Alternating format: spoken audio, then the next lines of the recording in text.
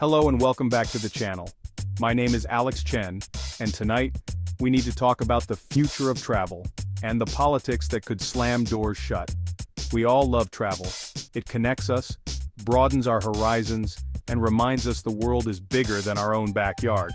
But what happens when politics, not pandemics, start closing borders? This isn't just about missed vacations, it's about losing cultural lifelines and isolating ourselves from the world.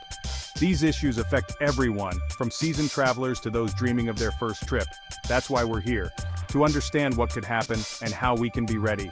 If you care about staying informed and connected, please subscribe. It helps us keep these conversations going.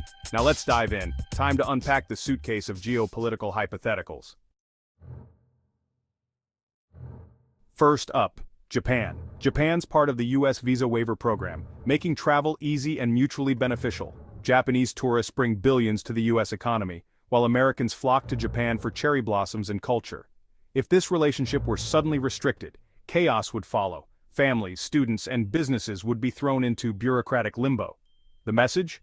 A key ally is now under suspicion. The economic hit would be immediate. Fewer tourists, less spending, and a blow to the travel industry. But the real loss is cultural. Missed exchanges, lost friendships, and a weakened alliance. Japan poses no security threat. Any restriction would be political posturing, using ordinary people as bargaining chips. It's a cynical move that damages both sides. This isn't just about ramen or sightseeing, it's about undermining decades of trust. The flow of people is a current of goodwill. Damming it would be a profound mistake. New restrictions wouldn't just inconvenience travelers, they'd jeopardize a relationship vital to Pacific stability. Replacing open doors with suspicion and red tape is a high price for political points. We risk losing far more than we gain. The bridges we've built could be dismantled overnight. Let's not let short-term politics destroy long-term partnerships. The cost is simply too high. Next, South Korea, a tech and cultural powerhouse and a close U.S. ally. The U.S.-Korea connection is deep, military, economic, and cultural. The Korean wave has transformed American pop culture, and tech ties drive innovation. Imagine if travel from South Korea was suddenly restricted. The tech sector would suffer, collaborations would stall, progress would slow. Students, K-pop fans, and foodies would see their plans upended. For Korean Americans, travel isn't tourism, it's family, heritage, and connection. A ban would sever these bonds, turning reunions into diplomatic headaches.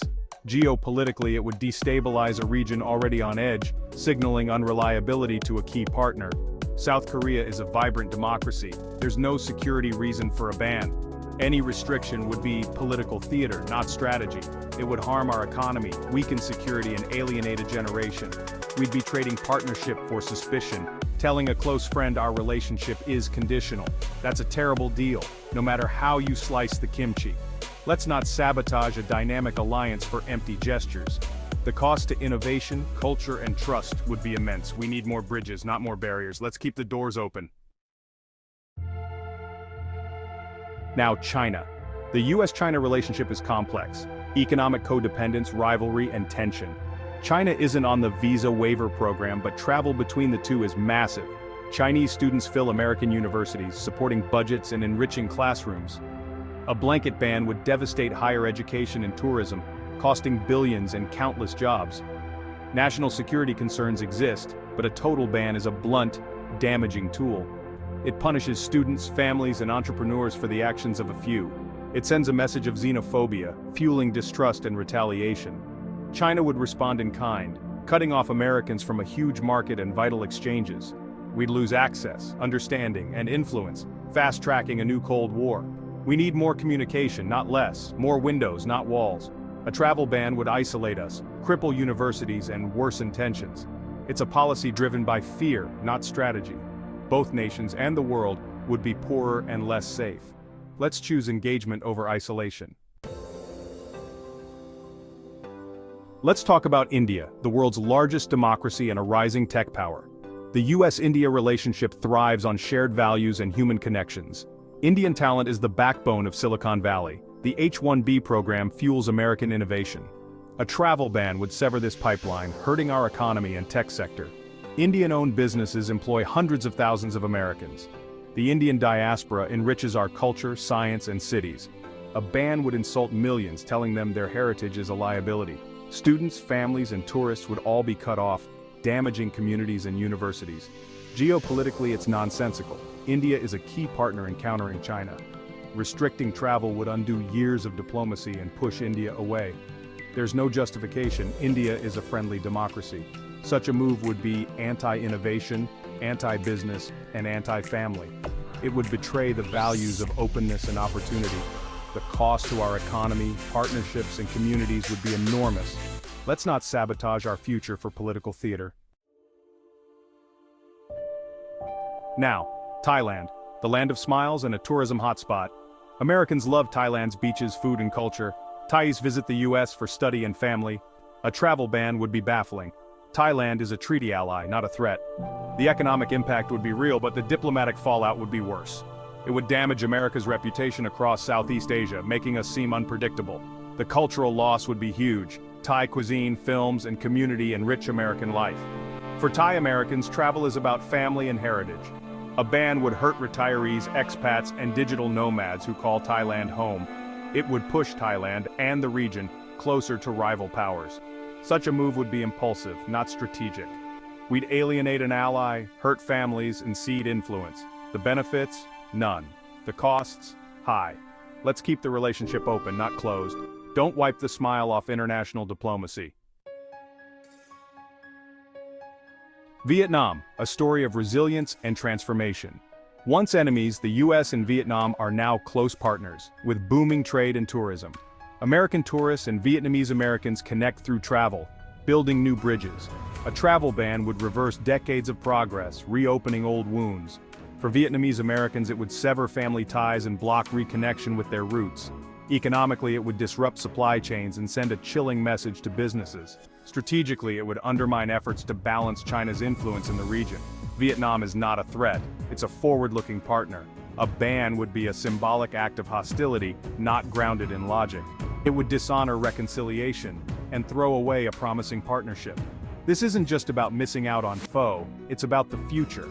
The free flow of people is the engine of this relationship. Shutting it down would be a profound mistake. Let's honor the progress we've made. Don't let fear erase decades of healing.